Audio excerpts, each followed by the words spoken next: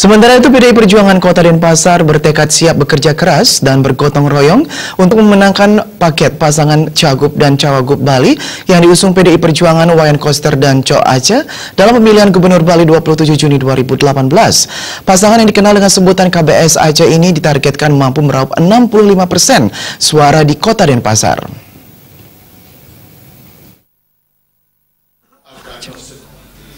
Dalam acara konsolidasi DPC PDI Perjuangan Kota Denpasar di DPD PDI Perjuangan Provinsi Bali terungkap kebulatan tekad seluruh jajaran dan kader PDI Perjuangan Kota Denpasar untuk bersama-sama secara gotong royong memenangkan pasangan Wayan Koster Cok Aceh KBS Aceh.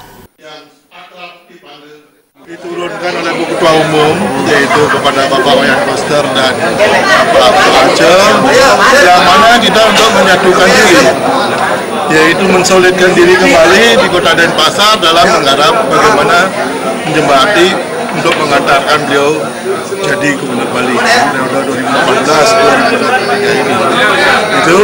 Jadi langkah-langkah itulah yang awal kita lakukan, menyatukan persepsi kita untuk di basis internal daripada struktur partai dulu. Setelah struktur partai baru kita akan lanjut kepada masyarakat, elemen-elemen masyarakat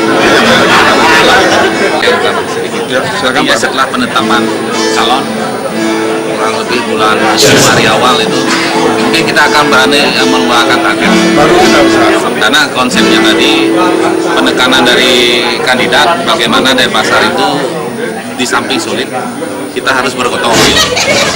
Itu konsep kita akan kita laksanakan semaksimal mungkin gotong royong. Ketua DPD PDI Perjuangan Provinsi Bali Wayan Koster menegaskan, jajaran PDI Perjuangan di Kota Denpasar mengikuti keputusan dan instruksi Ketua Umum PDI Perjuangan Megawati Soekarno Putri. Koster menegaskan, kader-kader PDI Perjuangan menjaga soliditas partai, bekerja keras mendekati masyarakat dengan cara yang simpatik, santun, beretika, dan bermartabat. Calon Gubernur Bali ini juga menegaskan, agama Hindu mengajarkan tujuan yang baik harus dicapai dengan cara yang baik pula.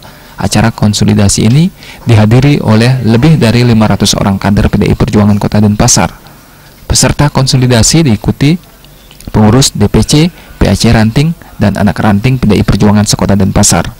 Dalam konsolidasi ini, KBS juga menyampaikan niatnya maju sebagai calon Gubernur Bali berpasangan dengan Cok Aceh pada Pilgub Bali tahun 2018. KBS juga meminta para kader bekerja keras untuk memenangkan KBS Aceh dan harus menang memenuhi target perolehan suara minimum 65%.